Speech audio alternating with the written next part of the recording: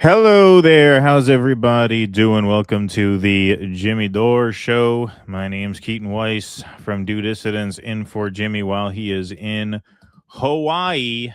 There's got to be, as much as we're all anti-lockdown here, I think we need to make an exception for Jimmy Dore because it seems like every time he leaves Los Angeles, something cataclysmic happens. It just seems like a pattern. I know because we've a lot of times ended up filling in when he goes out of town and something huge happens, whether it was the fires or the Epstein memo. I think that was what, July. I think we did the show about then. It's kind of insane how every time he steps out, something really difficult happens. When the LA fires happened, I had to do those shows. I swear to God, I spent 10 hours researching smelt. Right, I almost forgot the name of it. The little fish that Trump and Newsom were arguing about. Like I ever heard of a fucking smelt before. I gotta become an expert on smelt to do the show because Jimmy's out of town. But hey, those are the breaks. It's a fast-paced world out there.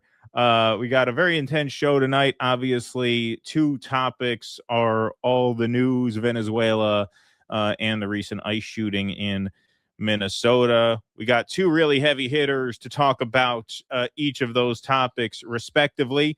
So I am going to bring in our first guest now. I'll set up this clip here. So welcome to the Jimmy Dore Show, everybody. Keaton here in for Jimmy, and we're here to welcome our first guest of the evening. Caleb Maupin is a journalist and a political analyst based in New York City.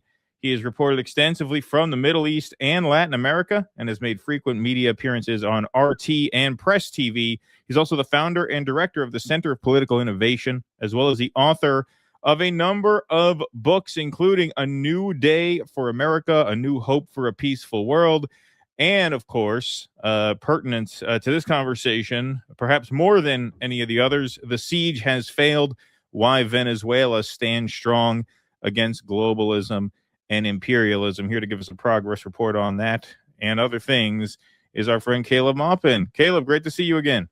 Sure. Glad to be here. Absolutely. It's great to talk to you. You are a wealth of knowledge and perspective on many things, including this one. This is your book called The Siege Has Failed, Why Venezuela Stands Strong Against Globalism and Imperialism. There you go. See, I didn't even need it. Boom. The real thing. The real thing. That's great.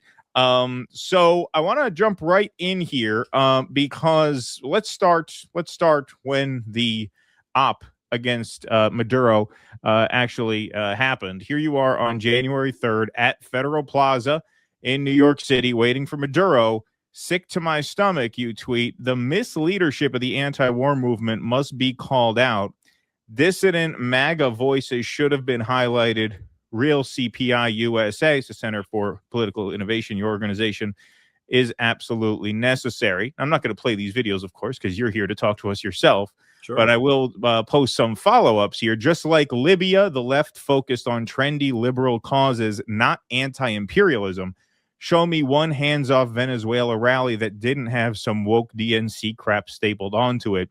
The anti-war majority was not activated, and while they pandered to pro-war Democrats, then I guess there was a protest that showed up outside the courthouse, to which you tweeted, tiny handful of woke communists outside federal courthouse today.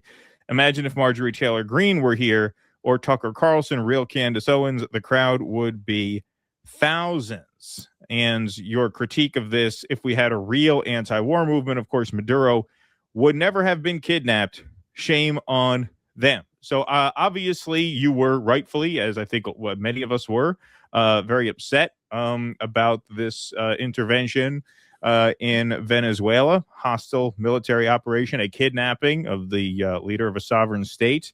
And you seem to have some real laments about the state of the anti-war movement. So do you want to speak to that a bit, regarding those posts? Well, sure. I mean, look, emotions were running high that day. I woke up on Saturday and I rushed to the federal courthouse to cover possibly Maduro coming there. He didn't end up going there until Monday, and then to cover the protests in Times Square. Emotions were running high. I've been to Venezuela and seen what has been accomplished there. I was an elections monitor in 2015. And, emotions were running high, and I can understand that maybe my comments weren't appreciated by some people, but I stand by them, which is if we had a real anti-war movement, this wouldn't have happened. Look, at the end of the day, people who think Trump is Hitler, people who think Trump is a Nazi, people who have the extreme kind of Trump derangement syndrome stuff, Trump's never going to listen to those people. But there's a lot of people who voted for Trump that are fans of Marjorie Taylor Greene, that are fans of Tucker Carlson, fans of Candace Owens.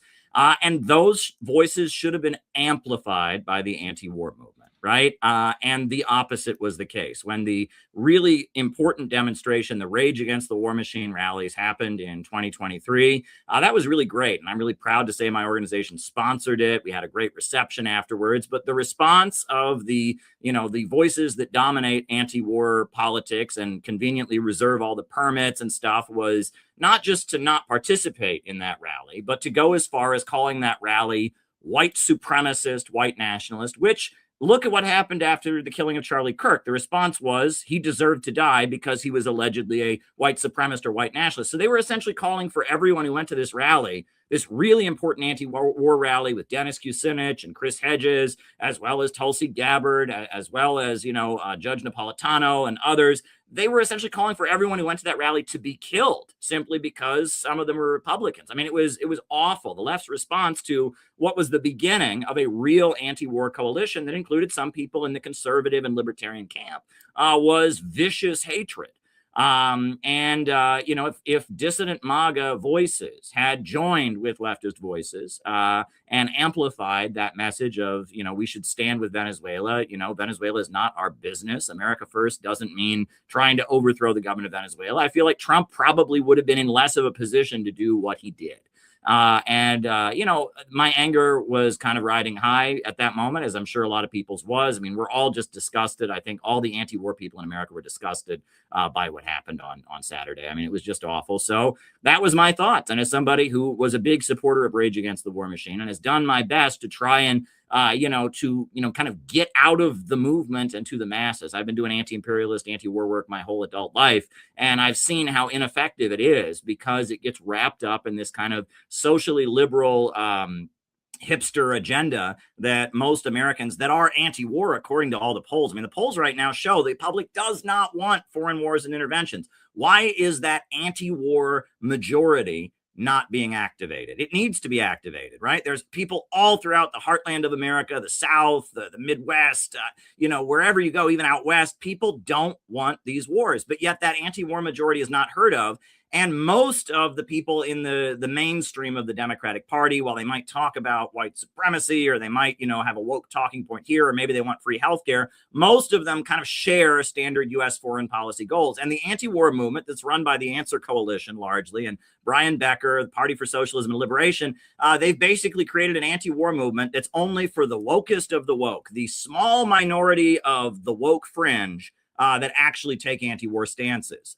When the Democratic Party, in a lot of ways, they're more anti-Russia, more anti-China than a lot of people in the Trump camp are. We need a movement that represents the anti-war majority among the American people. And that's what my organization has been dedicated to doing. And I hope that I spoke to some people. It looks like you got the message loud and clear. Oh, I can't hear you. My bad. I muted myself by accident. Sorry about that. Yeah, no, I did get the message, and I do sympathize with the message. It's funny because when I saw those tweets and those videos, I sort of had almost a little ping pong match in my head. Because on the one hand, yes, I absolutely sympathize with you in your sort of assessment as the anti-war movement being much too insular, much too sort of purist, really presenting itself much more as a lifestyle brand than a political movement. On the other hand, I thought to myself, okay, well, it doesn't seem like the Trump administration, doesn't seem like this administration is really responsive to any kind of democratic input whatsoever. They seem totally controlled by Israel and Miriam Adelson, and I think the cabinet reflects that. I think Trump's decisions reflect that. So on the other hand, I'm thinking, all right, well, I get what you're saying, but at the same time, it's hard to imagine that this could have been stopped if only we had a serious anti-war movement. Then the ping pong ball went back to the other side of the table. The other side of my brain said back, well, maybe I think an anti-war movement is futile because I've never seen a serious one in my lifetime. And it's true. I've never seen a serious one in my lifetime. When I grew up in the Hudson Valley.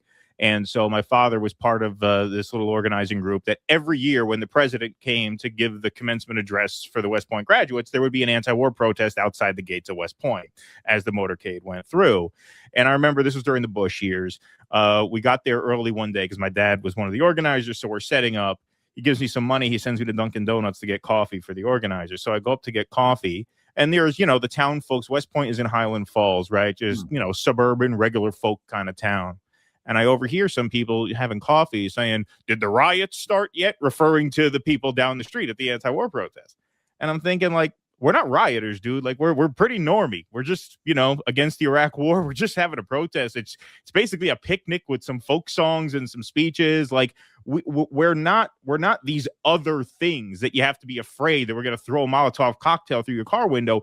But to your point, I think you're correct in that the left has a way of presenting itself in that way, right? They have there's this sort of stigma attached to activism in general, particularly anti-war activism. And I do think you're correct in saying that has a lot to do with the branding. And I think a lot of the woke stuff is a part of that. In fact, you wrote a book about this, right? The Samantha Power. I forget what the subtitle is. What was that? I wrote a book, The Regime Change Industry, Samantha Power, the Woke Left, etc. So yeah, that's one of my books as well. A compilation of different articles I wrote about how leftism and leftist themes have been hijacked to some degree or other to serve war and empire and propaganda. Yeah. Do you want to expand upon that? Well, it's interesting when you talk about what you experienced at the Hudson Valley and the protests at West Point.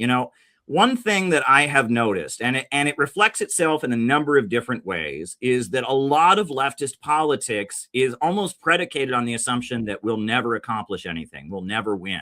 Right. And that manifests itself in various ways. One manifestation of it is it's not about reaching the bulk of the population. It's proving to the other anti-war people that you are the most radical and the most revolutionary. So that's part of it.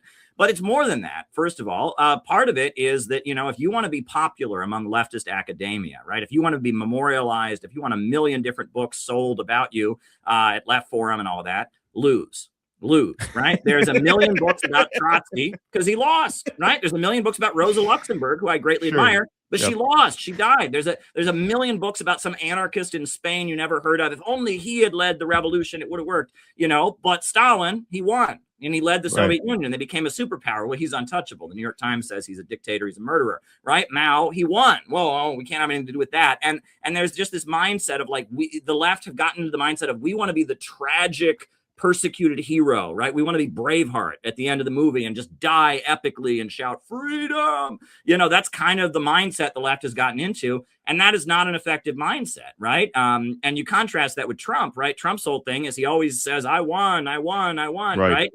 And that, words have power. And if you see yourself as epic losers, you will probably go out and epically lose. But if you see yourself as somebody who wins, you will win. And that leftism, unfortunately, there is kind of a tragedy there. Part of it, and you spoke to, your family and all of that. I will say that, I will try to be more sensitive to some degree to boomer leftists because they've been through hell, right? I mean, things, in the late 60s, early 70s, there was kind of an upsurge in anti-war activism and civil rights and stuff. But the 70s was a long way down. And then the 80s and then the 90s. And a lot of those folks had just real trauma. You read about what happened in the late 70s, 1979 Greensboro Massacre. Right? A group of communists had an anti-racist rally. The KKK showed up and shot 5 of them on live television, right? You read about some of what went on and that a lot of these older folks who run the anti-war movement, they have been getting punched in the face and getting into scuffles with people with flags and crosses for a long time. And so they have this just kind of gut level trauma-induced opposition to anything conservative, right? They think these people want to kill me. I've gotten into fistfights with these people. And so it's very hard. The notion that they could ever unite around a common goal is just completely foreign to a lot of those folks based on years and years of trauma and scuffles on the street and violence. And that's actually similar to what's playing out in Latin America right now in a weird way. You'll notice the USA's pivoted. And under Obama, the U.S. foreign policy strategy in relation to Venezuela, Nicaragua, and other countries really shifted. For the longest time, the allies of America, of the United States in Latin America, were the old military caste, right? You had those military dictatorships that the USA was backing throughout the region, and like Pinochet in Chile, and Somoza in Nicaragua, and various like military juntas that were in power that tended to be the wealthiest people in those countries, the people of very light-skinned Spaniards who kind of were the military caste in those countries, who were very racist, very, very anti-communist, really hated the indigenous folks, really hated the black people, and really prided themselves on like, we're European or whatever, and presided over brutal dictatorships. And those people are hated. And what changed was in the 1990s, because these countries kind of transitioned to having free elections, and because of modern technology, a lot of the people in South America who were just kind of ignored before, right? I mean, the people that live in the mountains, the people that live in the rural areas, who are largely indigenous, in some cases African descent, they started voting. And they didn't like those, wealthy aristocrats that ran the old military dictatorships. And they started voting. And that's the rise of Maduro is in that category, right? And Evo Morales and Rafael Correa in Ecuador, it was that this whole section of the population that just didn't count before. A lot of them didn't even speak Spanish. They still spoke indigenous languages. They'd just been completely ignored. Suddenly they were voting in mass. And so that old anti-communist aristocracy, right? They were outvoted. I mean, they were completely outvoted. So as a result, you had the pink tide in the early years of the 21st century, because this section of the population that had been completely ignored was voting. And the old right wing that was backed by the United States was outvoted. So under Obama, we saw a shift where the USA stopped supporting the old right wing and instead created kind of a pro-imperialist left. A left with NGOs and foundation money that was talking about LGBT rights and talking about the rights of indigenous people and talking about the crimes of these military dictatorships, but also very anti-Maduro, also very anti-Russia, very anti-China. There's been a pivot in the strategy of the United States for dominating South and Central America because there's just been a big change in terms of demographics. And that's something we have to keep in mind. And that's why Venezuela at this point is more isolated than they used to be. It used to be basically anybody who was at all on the left in Latin America would stand with Maduro. Now, because Trump is the president and all of that, things have shifted, but that's been part of the U.S. strategy in the region. But what's also interesting, and this is something that, again, it relates to trauma, it relates to coalition building, is a lot of those old military dictatorships, why were they gotten rid of? Why did Pinochet get brought down in Chile? Why did they get rid of the military dictatorships in Argentina and elsewhere? Because those military dictatorships, in order to stay in power, they had to hand out the goods, right? They had to build airports. They had to supply jobs to the people at the top of the military and all of that. And George Soros, at the same time he was funding anti-communist protests in Eastern Europe, he was funding pro-austerity, anti-military dictatorship, pro-democracy movements in a lot of these countries to get rid of that old military aristocracy that the USA was willing to tolerate them against communism as like a barrier while they engaged in construction and built up industries and things like that. And so now a lot of those folks are also angry at the United States because since the 1990s, neoliberalism has just impoverished many of these countries. So there's many of these people from the old right wing of Latin America who actually kind of share a common economic interest with people like Maduro, with people like Daniel Ortega in Nicaragua, who want construction. And they're looking to Russia and China and the Belt and Road to build. But it's very hard because there's a river of blood between these folks. All the leftists in Latin America have been murdered and killed by death squads by the old military right wing. And the old military right wing, anti-communism and is their bread and butter. And so there's kind of a river of blood between them. But there's been a lot of changes. We're in completely new political territory. That's why my organization is called the Center for Political Innovation. We can't follow the old playbooks. If something from the old playbooks was going to work, it would have worked by now. We're in weird new territory. I think the divide in the world right now is between the Western monopolies, the big banks and corporations that run the Western system, Wall Street and London. In order to stay in power, they need degrowth and depopulation. They want to drive the population down. They want to impoverish people, reduce consumption, whereas there are big sections of the world centered around Russia and China and the BRICS countries who are pro-growth, and they want more people to be born. They want more construction, more economic development, more electrification. That's the divide: pro-growth versus anti-growth. The old system needs destruction and degrowth in order to maintain its power, whereas the rising new world needs construction and growth. And that's really what all these governments around the world, whether you talk about Ibrahim Traore on the African continent, or you talk about the Islamic Republic of Iran, or Russia and China, or Venezuela, all of them have basically had revolutions so they can build, so they can grow. That's what they want to do. And the West doesn't want that. It's like the game of you ever play King of the Mountain when you're a kid? Imagine, one kid gets to the top and he says, now game over, I'm at the top. That's what George Soros is saying. That's what the World Business Forum is saying. We're at the top, so growth must stop, so we stay at the top forever. And the rest of the world isn't willing to accept it. That's the divide in the world today. And we need to kind of re-examine politics from that perspective.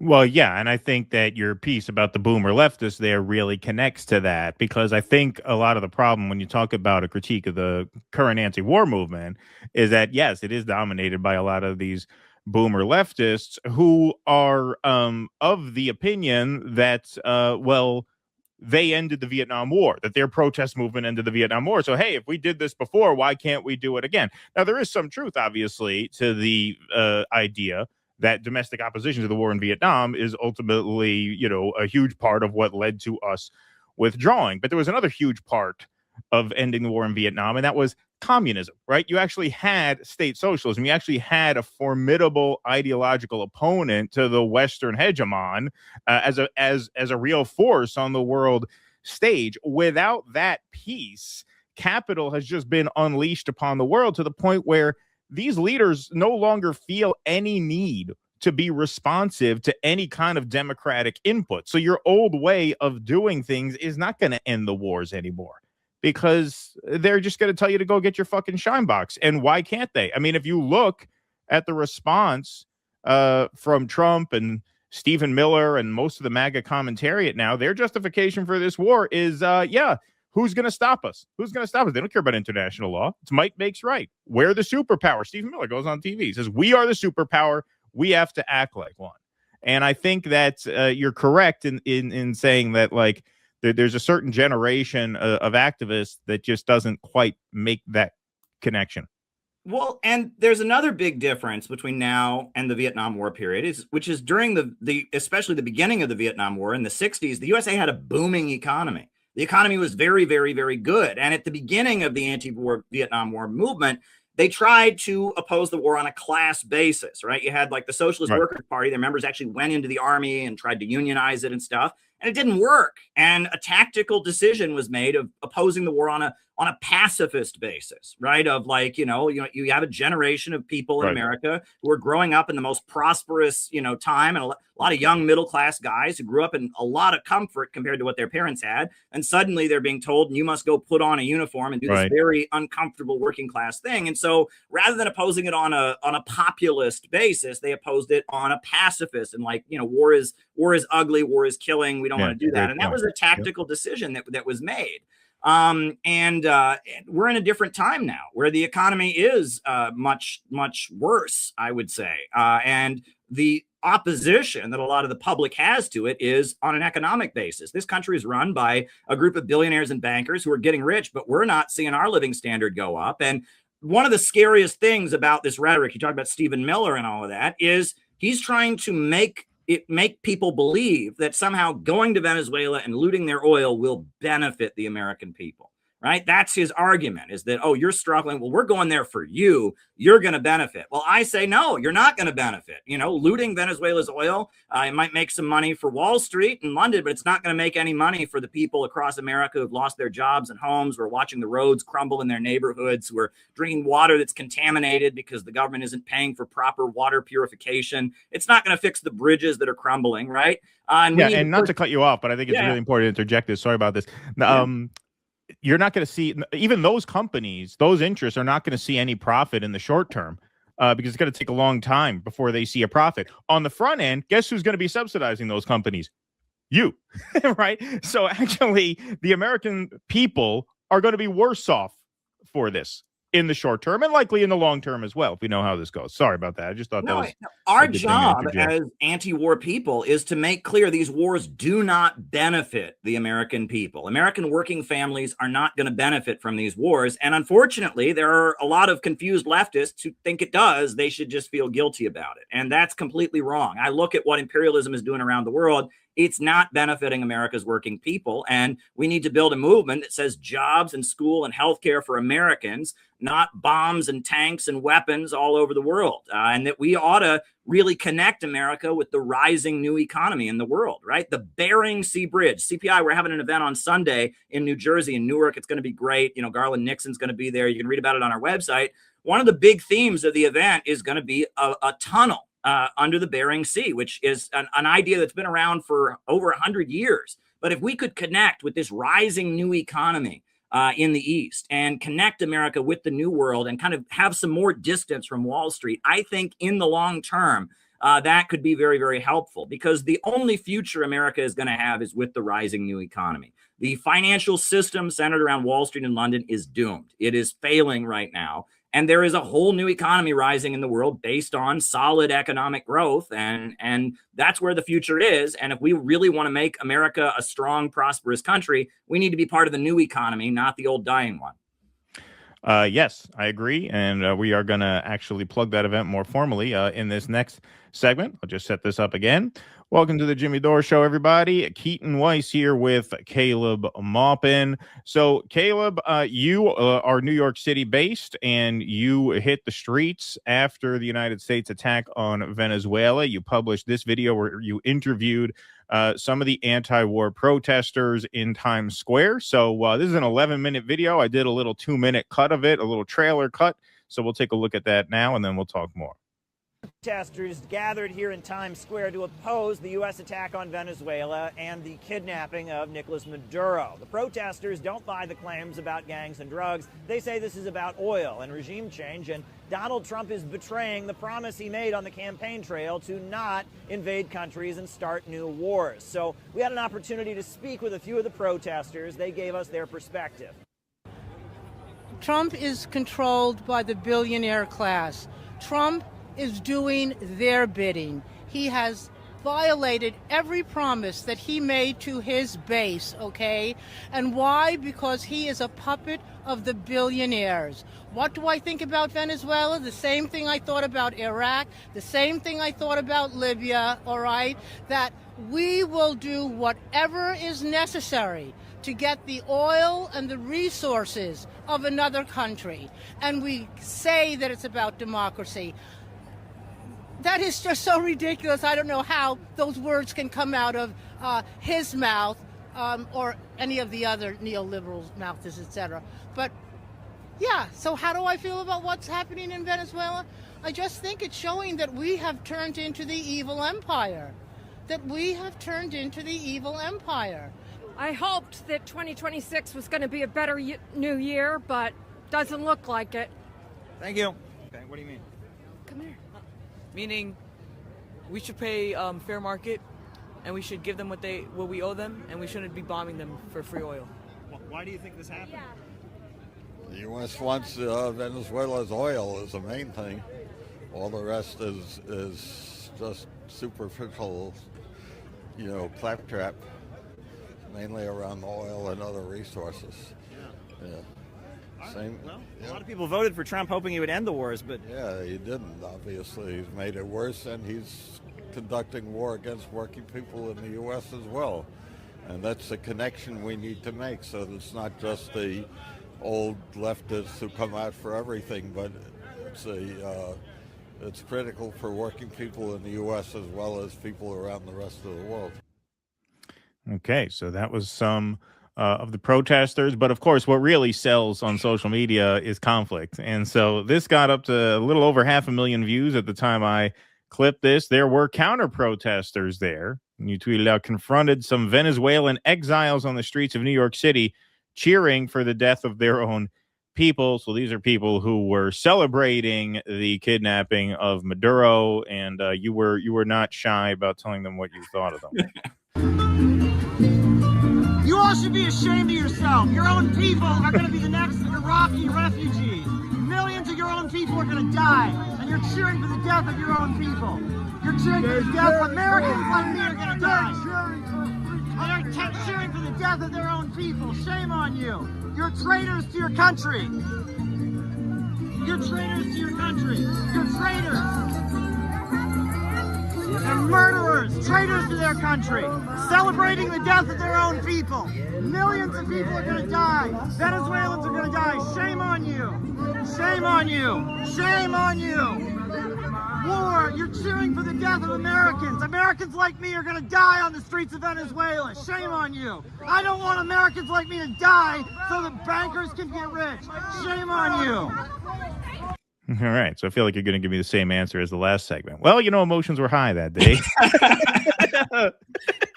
I promise I didn't bring you on here to apologize for your high emotions. But yeah, tell us about that interaction. Well, a lot of people have said to me, Caleb, you're not going to convince those people. And I said, well, I know that. This is the age of social media. This is performance, right? And I was there to confront them. But look. You definitely put the agit in agitprop. Yeah. I go to Russia all the time, and I'm not a big fan of the American government. But when I go to Russia, I don't say bomb America, kill them Americans, invade America, and arrest all the American leaders and destroy. I don't do that. I say I would like a better relationship between America and Russia. The last thing I would ever want is some kind of direct confrontation between the two countries, right? And that I don't hate my own people. And there is a layer with these exile communities of these folks. First of all, it's really sad that they have aligned themselves with Trump, because Trump's whole thing is I'm going to make America great.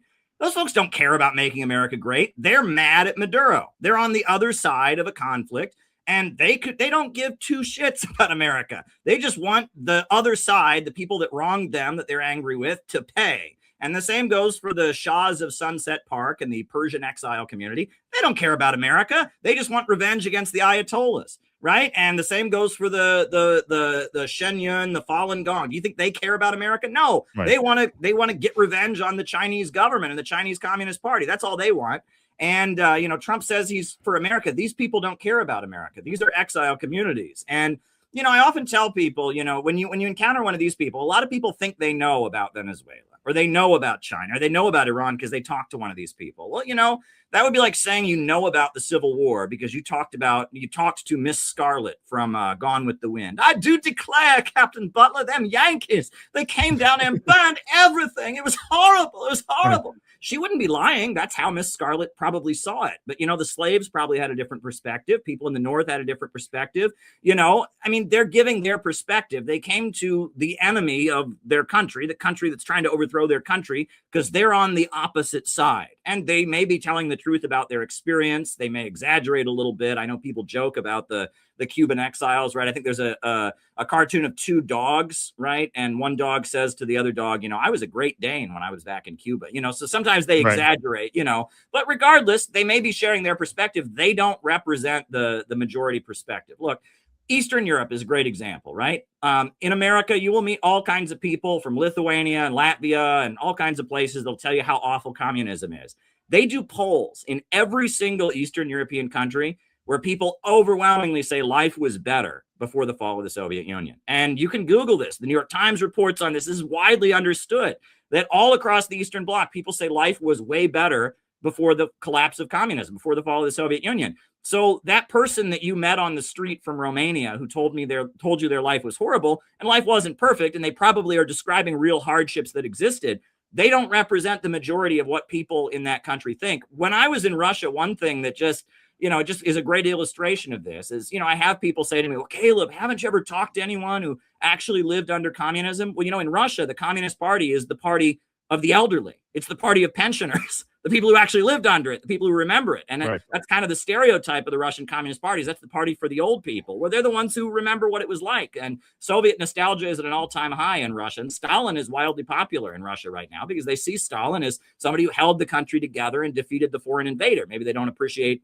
his atrocities and all of that, but they recognize that Stalin was somebody who lifted the country up from nothing and withstood a foreign invasion. So again, a lot of things are very, very skewed. And I like to, be theatrical and confront those folks. But I also made a point of saying, and I had a lot of people come at me and say, oh, what do you think you know more than us or whatever? Well, I'm honestly concerned about. I went to high school with a lot of people who have joined the military and are serving in the military. A lot of people from the town I grew up in Ohio have joined the military, and I don't want them to get shot down on the streets of Caracas so that Wall Street bankers can make more money and have more of a monopoly on the oil markets. And I think that's a legit concern for Americans to have. And I think I have just as much right to say that because being a white American, being from the United States, I have just as much a right to say that as they have the right to be out there and say, woo, war against Venezuela. You know, I have my freedom to say that. Well, sure. And I always find I noticed you didn't talk to any Venezuelans on the anti-war side. It's such a self-selecting sample because a lot of the Venezuelans who came here are the Venezuelans who fled,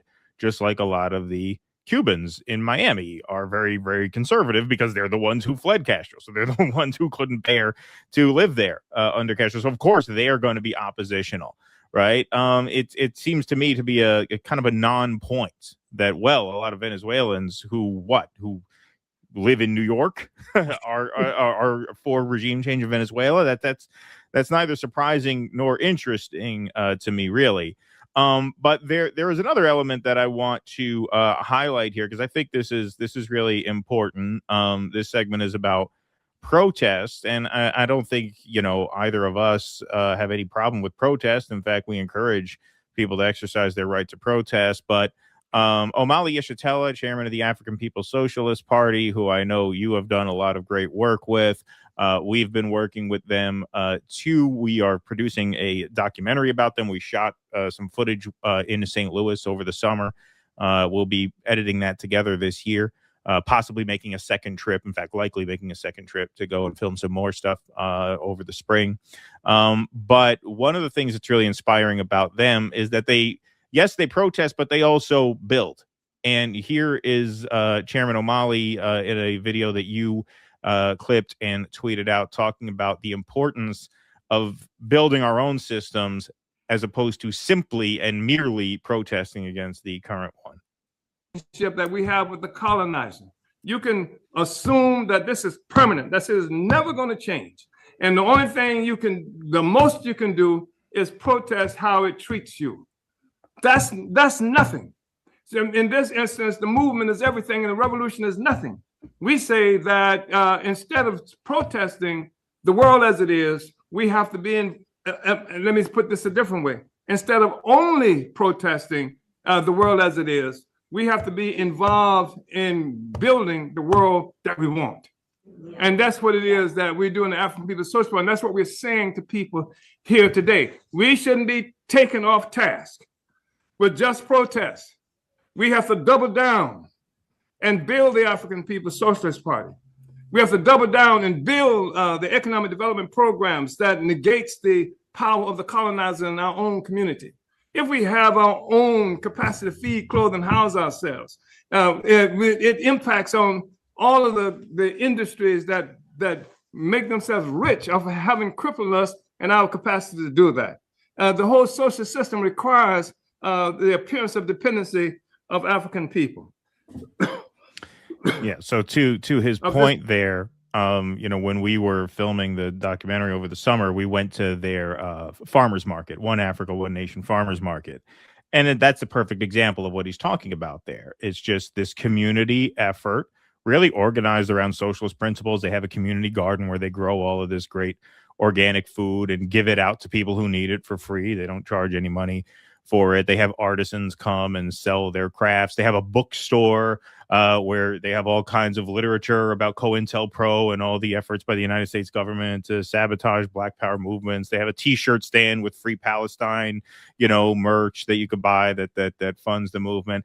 Just this amazing example of economic power in the hands of colonized people. Now you can look at that and you say, well, what's that? It's just a farmer's market on one corner in North St. Louis.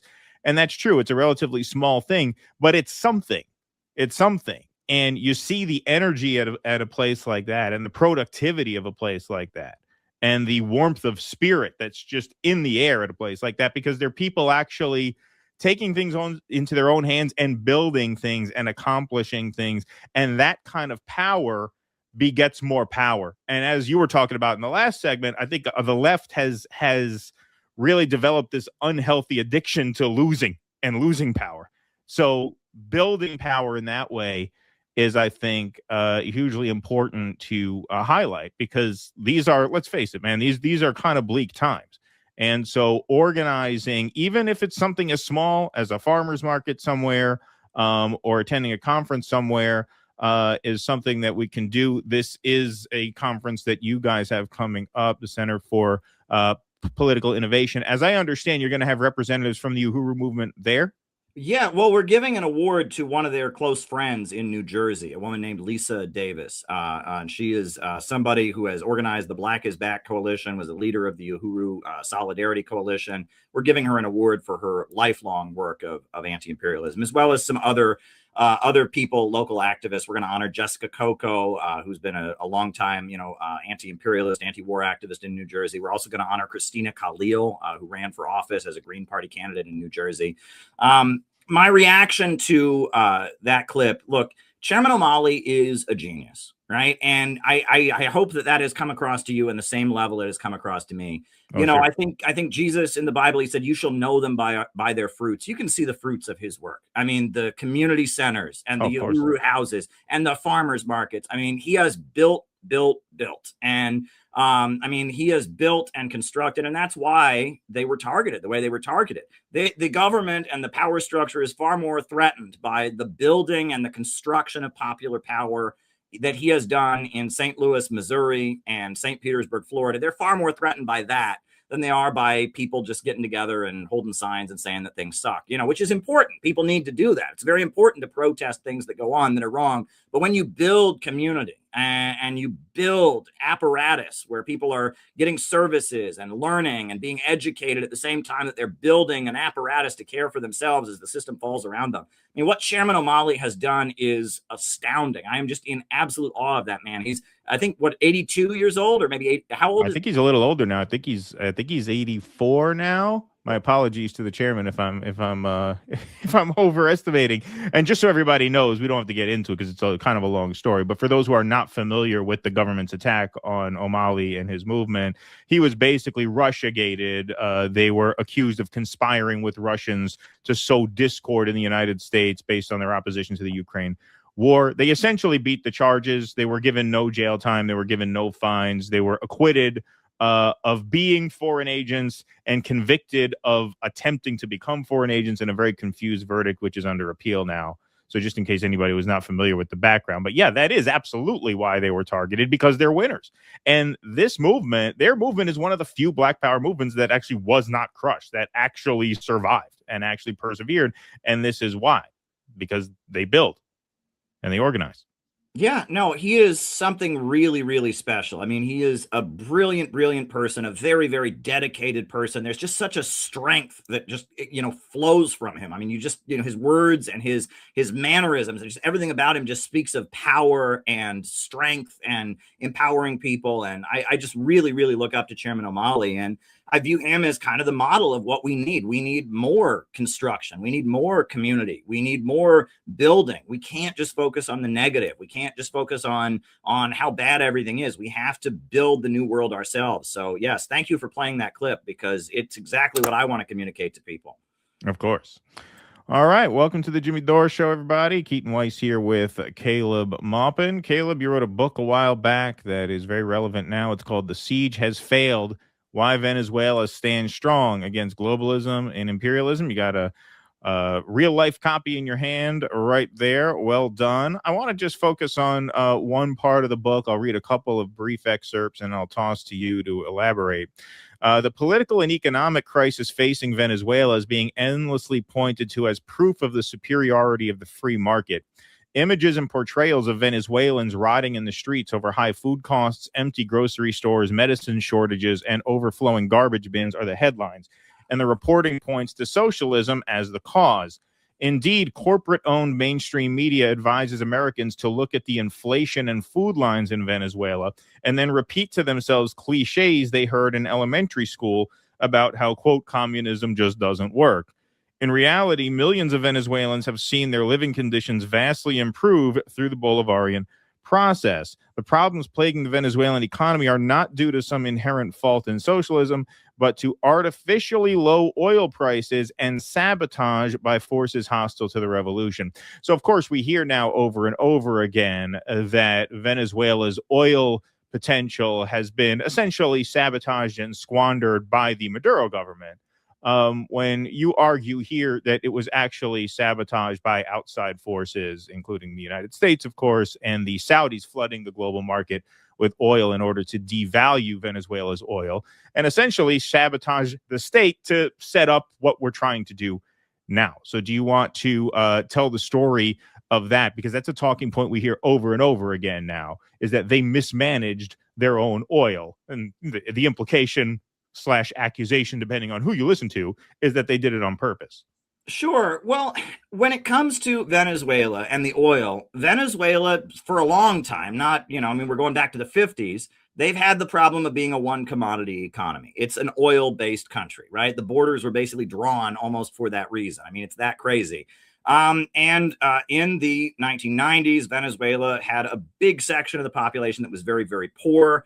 And then Hugo Chavez, kind of a populist president, came into office. And then the USA invaded Iraq in 2003. And when the USA invaded Iraq, the oil prices skyrocketed because Iraq was an oil producing country and it was blown to bits and all that oil went off the market. Supply and demand. If you reduce the supply of oil, the price of oil goes up. So oil prices went through the roof, some of the highest oil prices in history, $120 a barrel at one point. So with that oil money, the new Venezuelan government started building things like crazy. And I walked through neighborhoods in Caracas where every single house had been paid for by an interest-free loan, where they'd been electrified during this time. They did so much. They wiped out illiteracy in the country, and they won awards from the United Nations for how effectively they wiped out illiteracy. All kinds of people that had grown up in poverty were blind, and they brought in Cuban doctors and were giving thousands of people their eyesight back. I mean, they did amazing things, and Hugo Chavez died.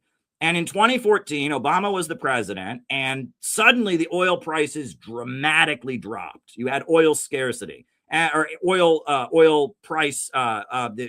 oil prices dramatically decreased because Saudi Arabia was flooding the market with cheap oil.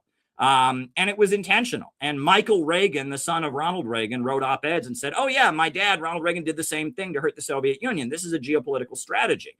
And the oil prices dramatically dropped in 2014. And then right at that time, Venezuela had just, lost the charismatic founder. And then, Maduro had just come into office. The public didn't know him as well. There was some confusion and division in the movement. And then as the oil prices dropped, the USA put a massive package of sanctions on the country that just made it almost impossible for them to import any outside products. Let's also point out that billions of dollars of Venezuela's wealth was just stolen, right? They had bank accounts in London that were just frozen. Their wealth was just taken all across the world. Their wealth was just stolen from them, from bank accounts. On top of that, sanctions made it impossible for them to import products. And being a one commodity economy, if oil is the basis of your government revenue and you are using that oil money to build your economy, and the price of oil drops from like $120 a barrel to about like less than $30 a barrel at that point, you're going to have big problems. And also, when you have developing countries, this is very interesting. People learn to take care of each other. We have a very individualist culture in America because we're in the West where the economy is stronger, at least historically. But in developing countries where people are struggling, they learn to take care of each other, right? And so that leads to kind of a culture of nepotism. So when the oil revenue dramatically dropped and suddenly the government had a lot less resources, people have learned to take care of each other. And some people were connected and got things and other people weren't. And you can imagine there was a lot of anger about that. And it was a perfect storm engineered by the United States to give Venezuela difficulties. And that's what caused all of that. And there are even Wall Street Journal articles where they talk about until 2014, quote, the party was still on. And that Venezuela's economy was riding high with the high oil prices that came out of the U.S. invasion of Iraq and the Bush administration, the early Obama years, right? The destruction of Libya by Barack Obama also caused a spike in oil prices. That's the side of the story they're never telling. Just like they're not showing you all the rallies of Venezuelans marching to the streets demanding that their president be returned. They highlight one side of the story and they never tell the other side, right? You know, in Haiti is a free market country that signed up with NAFTA. NAFTA completely destroyed their farming sector, and Haitians are struggling, but we never hear that Haiti's problems are because of capitalism and neoliberalism. But all of Venezuela's problems are caused by socialism. This is just selective reporting. Bolivia, under the leadership of Evo Morales, at the same time Venezuela had its really hardest time in 2014, 2015 when I was there, Bolivia had the highest rate of GDP growth in South America, led by Evo Morales with his socialist policies. Did we hear anything about that? No, of course, because they're trying to tell one side of the story, right? Bolivia doesn't have a one commodity oil economy, and they were experiencing a dramatic economic boom with their central planning, et cetera. And that, of course, never got reported on. So, yeah, the selective reporting of the story. Look, at the end of the day, you know, what was Russia before the Soviet Union came in? And what was it by the 1930s when they industrialized? What was it in the 1950s with, you know, inventing space travel and becoming a world industrial power? You know, what was China before the Chinese Communist Party came to power? What is China today? This idea that socialism just doesn't work. It just failed everywhere. We've all been told that like a mantra, you know, and we just repeat it. It's not actually true. Have there been problems in socialist countries? Sure. Has there been economic mismanagement? But these are largely countries in the developing world that have had revolutions, have seized control of their economy, and they have centrally planned to build and construct. And the result has been lifting people out of poverty. Under Gaddafi, the Islamic socialist leader of Libya, Libya had the highest life expectancy on the African continent. They built the world's greatest and largest irrigation project, the Great Man-Made River. They did so much. Now that Libya has been bombed back into the global neoliberal free market system, they have open air slave markets. Big chunks of the country don't have electricity. People are drowning in the Mediterranean trying to get out. So this story that we're all told of socialism just doesn't work. It doesn't match reality, right? The world is much more nuanced than that. And largely, it is socialism that turned Russia and China into superpowers, that has lifted countries up from poverty, that has laid the foundation for industrialization. You know, the largest, you know, Egypt wouldn't have electricity if the Soviet Union and Abdul Nasser, the Arab socialist leader, had not come together to build the great Aswan Dam, you know, that electrified all of Egypt. That was socialism that did that. So there's just so much of the other side of the story that we never hear. That's why I've written about this. But look, Venezuela is in a very interesting spot. Trump is saying, oh, we got him. Delcy Rodriguez is following my orders, the acting president. And she's saying, no, we're not. No, we're not. We're still in power here. We're in a very odd situation. I am wondering what will happen next, because Trump is trying to make it sound like, oh, Venezuela is under American control. And Venezuela is saying, no, we're not. And so I am wondering what will happen next. Let me put it that way. Well, that is a perfect segment into this next piece. So welcome back to the Jimmy Dore Show. Keaton Weiss here with Caleb Maupin. So we're going to talk now about this question of regime change in Venezuela. Friend of the show, Max Blumenthal, recently did an interview with Venezuela's former foreign minister, Jorge Ariaza, pardon me. And here I'm going to set this up a little bit with the Gray Zone's tweet. There was no regime change. Venezuela's ex-foreign minister, Jorge Ariaza, on U.S. kidnapping raid. In an exclusive interview with the Gray Zone's Max Blumenthal, Venezuela's former foreign minister, Jorge Ariaza, discusses the January 3rd U.S. military raid on Caracas that resulted in the kidnapping of President Nicolas Maduro and First Lady Celia Flores and the killing of as many as 100 people. As we understand, and as cited in this interview, a lot of the people who died were people who were trying to protect Maduro from the troops. Ariaza argues that the operation violated international law, the U.S. Constitution, and head of state immunity, calling it barbaric. He insists Maduro and Flores were in a secure location and were defended by guards who gave their lives, but that U.S. technological superiority made resistance ineffective. He rejects, this is speaking to what you mentioned at the end of the last segment, Caleb, he rejects claims that Maduro was betrayed internally, dismissing them as psychological warfare designed to sow division, and insists the military and Chavista leadership remain unified. So we're going to take a little brief look, this is a couple minutes long, at this interview where he gets into this a little bit. What do you say to those, particularly in Washington, who say that the stunning success of this U.S. raid demonstrates that Iraq war syndrome is over, because civil war and destabilization haven't erupted inside Venezuela yet. The only reason that that didn't happen is because Chavismo is in power, because the revolution is in power, is that we have really large structures of communication with our people, that we have communes, communal councils. Our people is organized. So we have direct communication with our people. They know what's happening. They know what happened that night. They know about Delcy and her commitment with President Maduro and with the Constitution and with our sovereignty. So Venezuela at the moment is in peace. The shops are opening. The malls have opened. Next Sunday, we're going back to schools, to the universities. We are producing oil, we're producing everything that we need, food in Venezuela, but that's only possible because there wasn't a regime change, because Delcy Rodriguez is the vice president and now the president in charge of Venezuela, and that's the only reason. If without the Chavismo, this would be chaotic. Without Chavismo, we would be in a situation that wouldn't be under control for decades. So that's something they have to consider. And it's not because Iraq war or whatever. It's because it's the Venezuelan people that rule in the Venezuelan government. Okay. And to his point, this is a video from RT that you reposted here. Meanwhile, Venezuela's Interior Minister Diosdado Cabello personally patrols Caracas, insisting everything is calm, peaceful, and tranquil. Our aware people know what we must do. So take a look at this video. I'll lower the volume so I can translate for the listeners. Good evening. What day is it today? Is the 6th, January 6th. And it's exactly 11 p.m. All of Caracas is calm. We're here on the main avenue of Chihuahua. Everything is calm, peaceful, tranquil. Our aware people know what we must do, working to restore the normality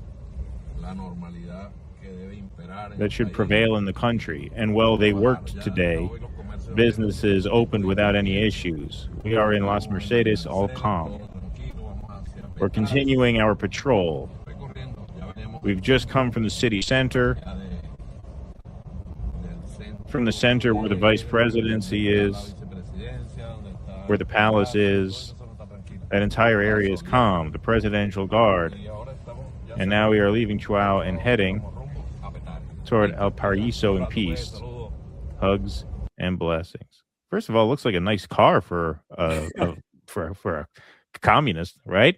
I thought communism doesn't work. I thought they have donkeys and rickshaws down there, but no, it's a nice car. So yeah, to Max's point and to the point of the gray zone video that we watched, and this is a far cry from the sort of shock and awe days of the early regime change operation in Iraq. What do you make of this? Because it is kind of strange. I mean, obviously, it's encouraging that things are relatively peaceful and functional there, as opposed to the sort of chaos that usually is part and parcel of these things. So far, obviously, I don't want to act like it's going to stay this way forever. But it seems like they're on the one hand insistent this isn't regime change, and on the other hand, you do see like Trump and his team, and even Tom Cotton went on Fox News, basically trying to strong arm this current government into playing ball in a way that Maduro didn't. So if they are able to essentially, twist the arms of this new government, is it a new government? I mean, there's a new president, but they're insisting it's not a new government, right? So it doesn't really seem right to call it a new government. If they're willing, if they're able to get them to basically give American corporations favorable terms on the oil, is that a sort of regime change in effect? What are the subtleties there? What do you make of the situation right now and forecasting it, months into the future? Well, the first thing I want to say, and this is worth pointing out, the claim that no U.S. personnel died, I don't think we can necessarily believe that, because you'll remember after the killing of Qasem Soleimani, the murder of Iranian General Qasem Soleimani, Iran retaliated against U.S. bases, and Trump came out and said, "Oh, no casualties. We didn't suffer any casualties." Right. Iran did not agree with that. But more recently, about a year ago, when the USA and the Houthis in the Red Sea went head to head, Trump said, "Oh, no servicemen died. No.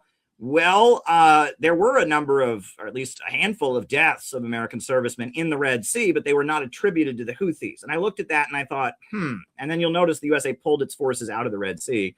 After that, the USA pulled the battleship out. I'm not sure I necessarily believe that no U.S. military personnel died. I understand Venezuela would not want to emphasize that at that time, because then Trump would be obligated to attack them even further to avenge the lives of our servicemen. And it's possible that no American servicemen died. I'm just not convinced that I can believe them when they say that. The fact that they have claimed I've seen it. Many people claim, "Oh, no civilians died in Venezuela." Lots of civilians in Venezuela died, and that was clear. And there were Venezuelans, both Cubans and Venezuelans, who did give their lives trying to protect Maduro from being kidnapped. That was clear. Right. What's bizarre about this is, the reason you're not seeing a civil war is because the Venezuelan government is still intact. Right? That's the thing. If the Venezuelan government had been overthrown, there would be civil war in the country. And you think there's issues with drug cartels and instability and migrants fleeing there and all of that. You just overthrow the government and see what you'll get right there. Again, all the things that Trumpers are concerned about would be made worse if they were to actually overthrow the Venezuelan government. But yeah, I don't buy necessarily that American servicemen don't die. It seems to me that the Trump administration, almost as a policy, seems to not tell us when there are deaths in these kind of operations, because it's not good PR for them. I remember how defensive, for example, J.D. Vance was about Yemen. "Oh no, this is not another Vietnam." It's like they really don't want us to ever think that Trump is sending Americans to die. Which, if that was happening, I feel like they wouldn't tell us for military, and propaganda, psychological operations reasons. But maybe I'm just speculating here. I don't know. So that's the first thing. But the second thing is what he said there about Chavismo and stability. Look, we can put the capture of Maduro in the same category as Israel killing Nasrallah, the leader of Hezbollah, as the murder of Qasem Soleimani. This shows how important leadership is, right? There is a whole effort to remove the charismatic and effective leaders who hold anti-imperialist movements together. That is very, very important. And I have looked into this quite a bit because, the idea that charismatic leaders are all frauds and phonies. This goes back to the Khrushchev revelations. After Stalin's death, Khrushchev came out and took a dump all over Stalin and said, "Oh, everything they said about Stalin was true." And that basically destroyed the global communist movement. The American Communist Party, USA, CPUSA, lost like 2/3 of their membership as a result of that. And there was just widespread demoralization, because Stalin had been the symbol of the Soviet Union and its struggle against Hitler. And yeah, did Stalin do bad things, make mistakes? I'm sure at some point. But attacking him that way and saying that this figure that you looked up to was actually bad, that was a key way of the USA winning the Cold War. It took decades, but the demoralization that came as a result of that, and then China and the Soviet Union breaking apart as a result of that, that was very, very key. And so targeting individuals like Nasrallah, like Maduro, like Qasem Soleimani, that has a psychological and spiritual effect in these kinds of wars. And that's why I think these kind of operations are being waged. I must say, I think that that's part of it. And I think that probably as the trial proceeds, one of the main goals of the trial will be to try and discredit Maduro. They're going to try and make up a bunch of crazy, over-the-top allegations. We hear stories all the time about world leaders that have no basis in fact. The stuff they say about Kim Jong-un, some of it might be true, some of it might not be, but there's no way to fact check it. But I am convinced they're going to use the trial to try and discredit Maduro and just wage psychological warfare against the Venezuelan people, to make them demoralized, to make them think that it hasn't been worth it.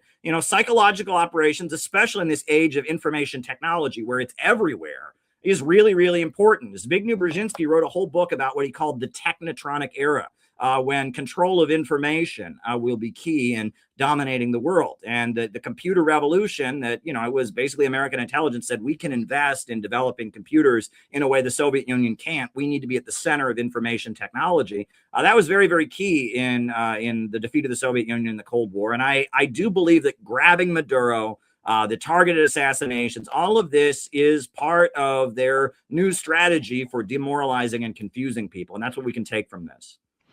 Yeah, no, I think that's absolutely right, and that's part of what was explored in that Gray Zone video, the long form sort of interview.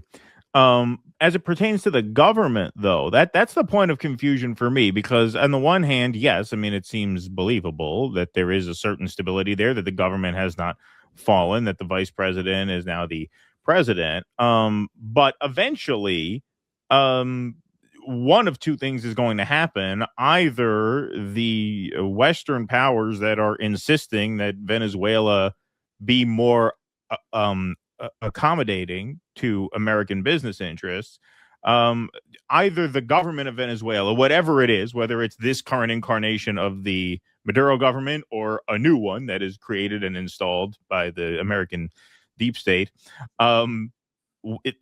they're either going to play ball with the United States corporations in ways that Maduro didn't, or they're not, right? And that seems to be the operative question. That seems to be the more meaningful question, big picture, than how we define the Venezuelan government. So, like, what do you think happens there? Like, because it seems like now we're in this weird kind of period where people are insisting, no, there's been no regime change, yet American politicians from the dominant parties, of course, are insisting that this is Venezuela's opportunity to basically make good on years of bad behavior and bend the knee to us. So either that happens or it doesn't, is basically what I'm saying.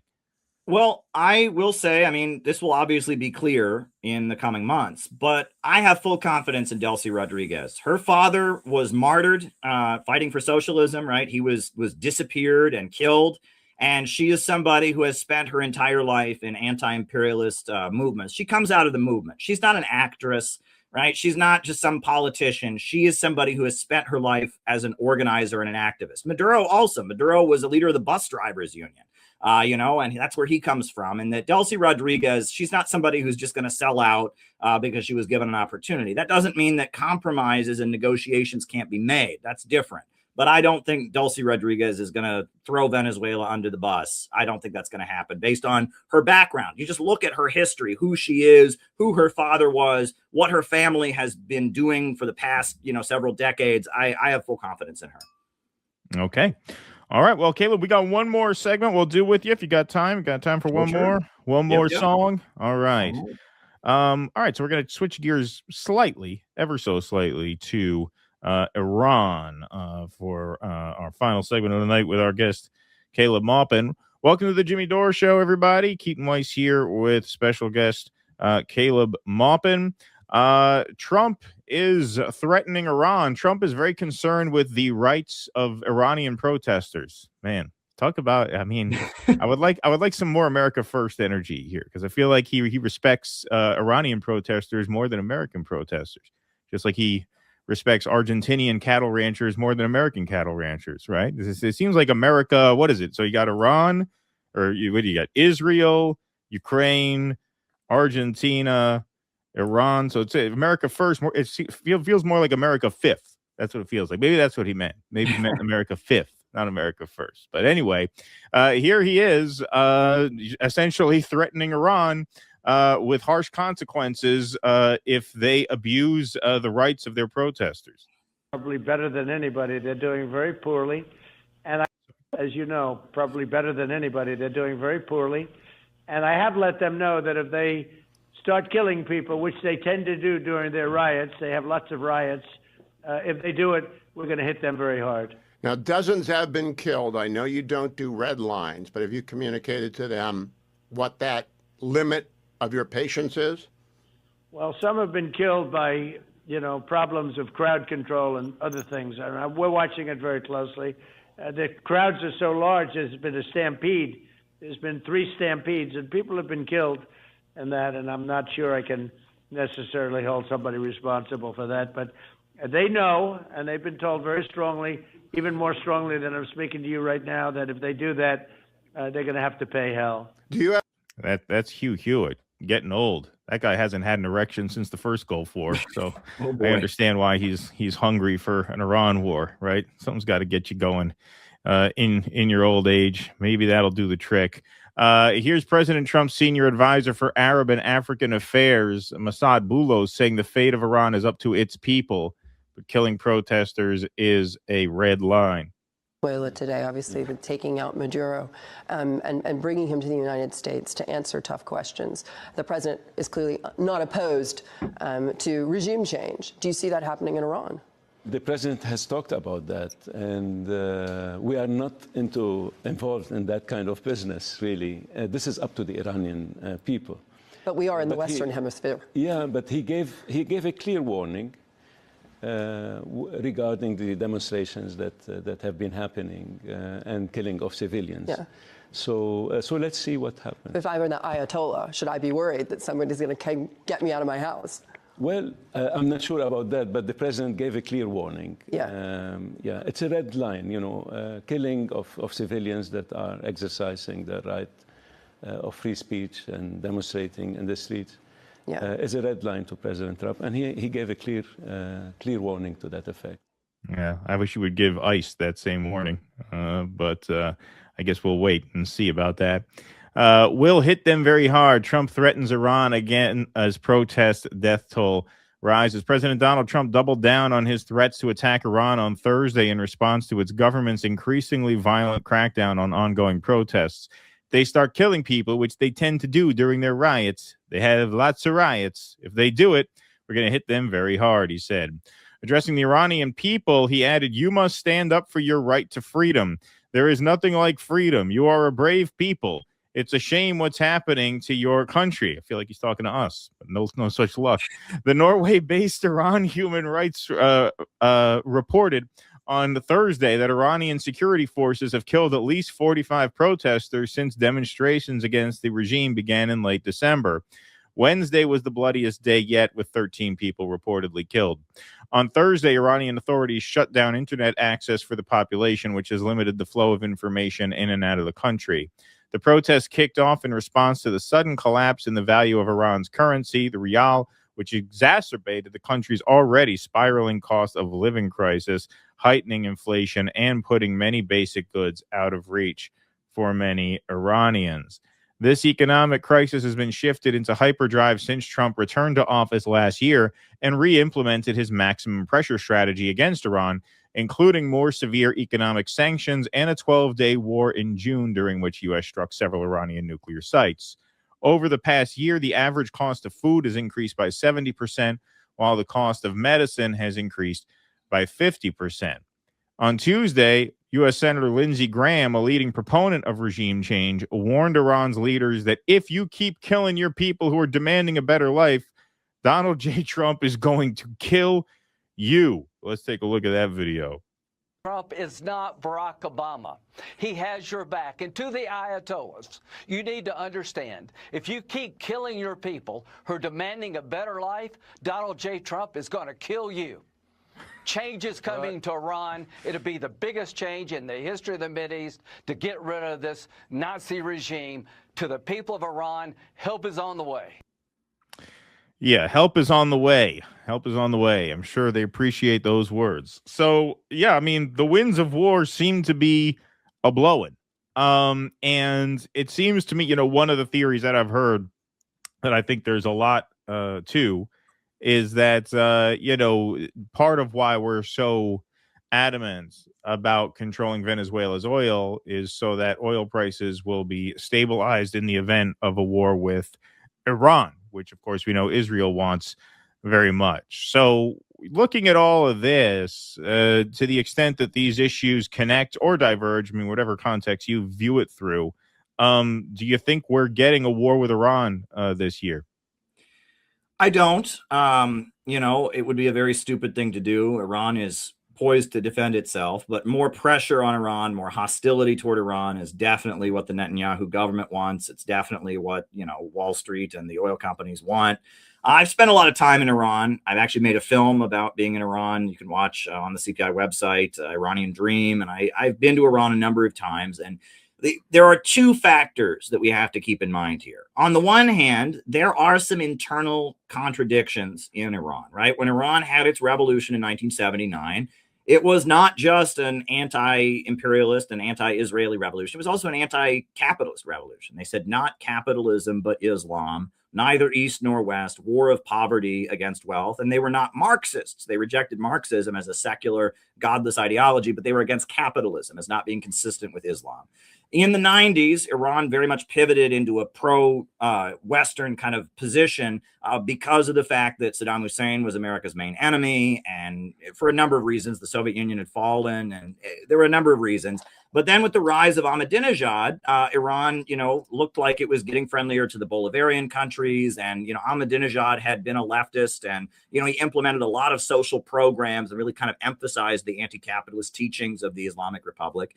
And now there's a lot of confusion in Iran about where to go economically speaking, right? And that there are a lot of people in the country that love the revolution, that love the Islamic Republic, but feel like they have let the rich people get away with too much. They've deregulated banking. They're not providing for the people in the way that the Islamic Revolution's founders wanted, right? And that's the hardliner movement. I actually have interviewed Ibrahim Rayazi,